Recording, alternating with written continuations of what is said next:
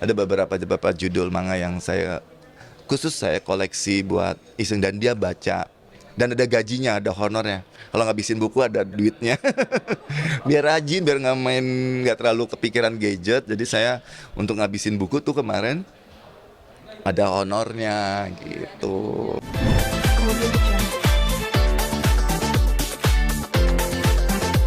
Seminggu sekali udah minimum itu. Gitu. Berarti sering. Dan kalau komunikasi atau bertemu dengan Mas Arif lewat anak-anak saja atau bagaimana? Enggak ada sih. Enggak lah, mana mungkin mau berkomunikasi sama saya lagi. Ada apa? Kan udah talak 3. Ntar kalau dilihat orang aneh, ntar malu sendiri. Kalau saya terbuka ya. Nggak usah, udah talak 3. Udah bukan mahramnya juga. Jadi nggak bisa sembarangan seorang diri yang bukan mahramnya datang. Apalagi anak-anak kan lingkungannya ya saya bangun memang sekolahnya juga sekolah muslim, kayak gitu-gitu. Ya turut mendidik lah. Mendidik itu nggak harus jarak dekat kok, dari jarak jauh juga bisa mendidik dengan kita punya ya istilahnya action yang patut seperti itu. Habis ulang tahun anaknya Mas Arif udah ABG gitu. Iya nih serem, udah saya bilang bang yang buru-buru gede kenapa bang, kan suaranya belum pecah ya, belum balik nih ya. Belum, suaranya belum pecah, dia suaranya masih suara anak-anak. Oh ya belum balik. Saya lihat oh ya emang belum gitu. Bang jangan cepet-cepet gede bang, kayak anak-anak aja lucu. Ada tertekan kah sebagai seorang ayah? Ya, wajar-wajar untuk seorang ayah seluruh dunia. Saya merasakan sekarang punya anak meranjak teenager yang udah punya egonya sendiri, so taunya sendiri. Yang dulu saya bikin kesalahan, semoga tidak melakukan gitu, tapi kayaknya dia mau melakukan, jadi serem juga. Jadi menasehatinya segala macam. Tapi pola pendidikan saya adalah saya lebih ke bebas, hanya saja ditekankan ke tanggung jawab gitu ya. Umur mereka kan belum umum bertanggung jawab, harus membedakan apa tuh kewajiban sama tanggung jawab. Ada hal-hal yang dia harus pahami, tanggung jawab itu seperti apa, kewajiban untuk menegakkan sebuah tanggung jawab itu seperti apa, itu yang mereka harus pahamkan gitu. Tanggung jawab ini yang punya bapaknya kalau di rumah. Anak-anak hanya menjalankan kewajiban. Tapi di kamar mereka, karena mereka udah teritorial ya, udah kamar, udah masing-masing udah punya kamar, udah teritori sendiri, mana tanggung jawabnya yang bisa saya lihat. Saya juga lihat kayak gitu, lebih ke tanggung jawab, kewajibannya mana yang harus dijalankan biar tanggung jawabnya tegak. Jadi seperti itu, saya bebas kayak belajar simpel aja belajar. Kamu dikasih guru les atau segala macam, yang bisa memasukin pelajaran itu ke otak diri kamu sendiri, jangan pernah ngandelin orang gitu ya. Tinggal mau atau tidak mau, kemauan. Nah kemauan itu juga digiring gitu loh, biar punya kemauan yang positif kayak gitu. Kadang-kadang anak-anak kan ya, teenager itu punya kemauan, keinginan yang liar. Nah saat liar itu ya harus adalah orang tua gitu yang mengingatkan, jangan tuh keinginan liar, orang juga mau, nggak ada orang mau hidup dilarang-larang, ya kan. Kalau nggak ada muncul hukum-hukum adat atau agama, nggak muncul gitu kan. Semua orang pinginnya liar pada dasarnya dengan keinginannya gitu loh. Nah, kita ya kehidupan semakin dewasa, kehidupan semakin bijak tentunya ya. Nah, anak-anak ini yang lagi liar sama fantasinya dengan keinginannya, ya kita arahkan yang positif. Dia harusnya umur berapa Mas Arif? Berarti saya Umur jalan 11, kelas 5 SD, naik kelas 6. Tahun ini naik kelas 6. Mas Arif berarti kelas Kelas 7.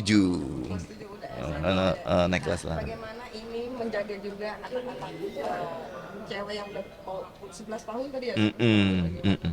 Banyak perubahan.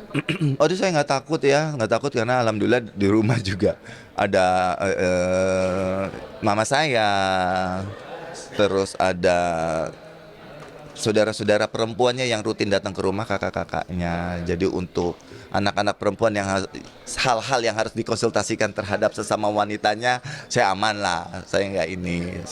Saya menggiring nalar aja kalau memang suatu topik itu pembicaraan masuk ke kuping saya nih, masalah kewanitaan misalnya. Topik itu masuk ke saya. Saya cuma membuka wawasannya aja, sudut pandang aja, ya nalarnya biar terbangun sendiri kayak gitu. Tapi udah mulai kelihatan belum sih apa yang Syarif kan udah ABG nih, udah banyak banget kan ini mengeksplor lain-lain gitu. Udah mulai banyak sharing atau join bareng aktivitas sama ayahnya. Oh, dia lagi asik explore bacaan komik sekarang. Dia, Pak, kemarin berita, Pak, ya kalau aku punya duit, boleh nggak abang koleksi manga gitu. Ya boleh lah, itu uang kamu, punya koleksi baca baca, saya bilang gitu. Karena manga saya juga dulu kan pembaca manga juga ya, komik-komik gitu. Iya, jadi saya bilang, oh ya nggak apa-apa, karena ada yang positif kan, manganya seperti apa saya mau lihat kayak gitu kan. Jadi saya juga arahkan nih, bahkan saya kemarin beli di online. Ini loh zamannya papa manga-manga ini dikoleksi yang gini yang bagus yang positif yang sifatnya memotivasi, ada friendship ya, persahabatan, ada kerjasama dalam organisasi itu ada gitu loh. Ada beberapa judul manga yang saya koleksi buat iseng dan dia baca, dan ada gajinya, ada honornya. Kalau ngabisin buku ada duitnya. Biar rajin, biar nggak terlalu kepikiran gadget. Jadi saya untuk ngabisin buku tuh kemarin ada honornya gitu. Iyalah. Udah mulai goals, ada goals gitu. Udah banyak, udah tamat banyak. Udah dia baca, ya alhamdulillah saya bisa memotivasi walaupun itu cuma komik, ada cerita rakyat Nusantara kayak gitu kan. Iya, saya cerita-cerita ini Nusantara juga saya kolek untuk mereka bisa baca kayak gitu kan ya, dia tahu karena juga kebetulan pas juga di sekolah juga ada pelajaran bahasa Indonesia yang kita bisa ya di sekolah di rumah bisa berkolaborasi lah gitu loh, tugas sekolah kebiasaan di rumah. Ulang tahun ke-13 minta kado nggak sih sama ayah? Nggak tahu dia belum. Oh, kadonya ini dia sepatu basket dari saya. Main basket, Belum, malah saya ngarahkan, Bang. meracuni ya. Aduh, saya nggak mau ngomongin ya, habis ini ada kebiasaan anak sekarang dia lagi seneng pakai sandal gitu loh. Sementara sandal itu dipakai mau main bola, mau main basket, mau apa dipakai terus gak mau ganti gitu kan. Anak laki kan nyeker kalau perlu kan, saya bilang, Bang, dibeliin sepatu untuk dirusakin. Kalau saya prinsipnya gitu, dirusakin dalam arti kata memang pada fungsinya dipakai gitu loh. Itu sepatu bola tendangin itu sampai rusak nggak apa-apa gitu loh. Jadi terus kalau saya kenapa sepatu basket, nggak ada, biar dia olahraga aja sih. Kemarin tuh futsal terus gitu loh. Bang, ganti kek ininya, coba kamu knowledge-nya ditambah gitu ya sekarang ke basket gitu loh. Doa aja mungkin buat anak-anak, apalagi saat ulang tahun kemarin. Suara. Kan Oh, membesarkan sendiri kan beberapa tahun. oh,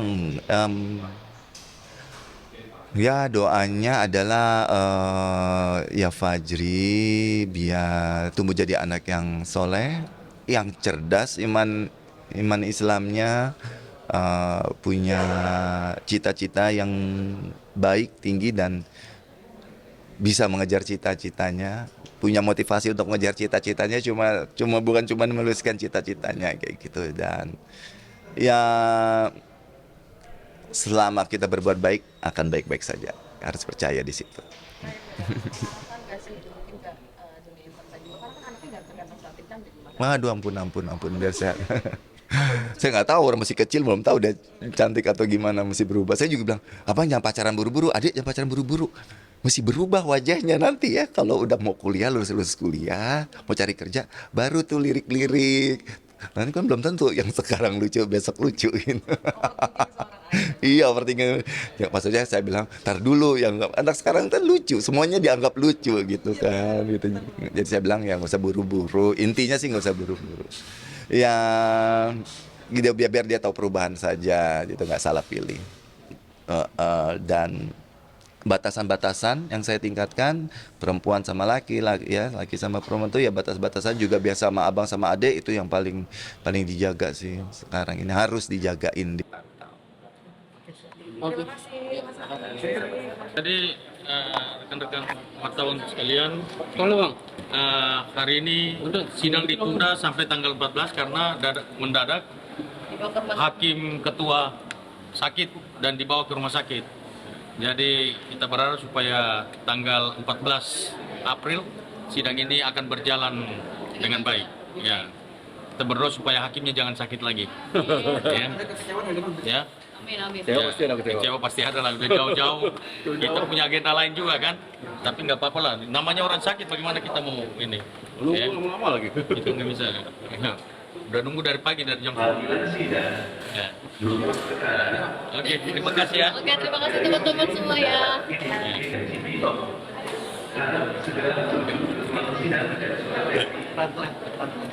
Mas gimana Mas? Sidang. Iya, udah sama profesor juga, jangan bayangin apa-apa. Dan akhirnya untuk tanggal 14 April sehat walafiat semuanya. Dan kalau sakit kan jangan bisa dipaksakan.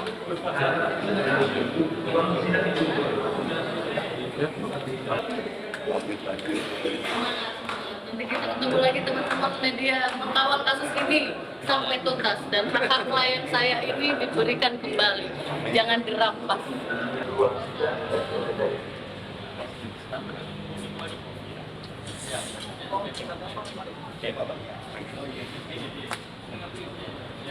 Terima kasih semuanya. Nanti ngobrol lagi ya. Bye bye.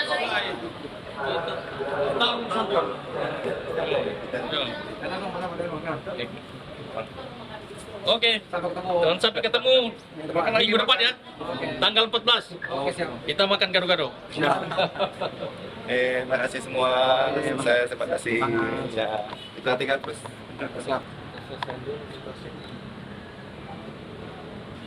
Ini no.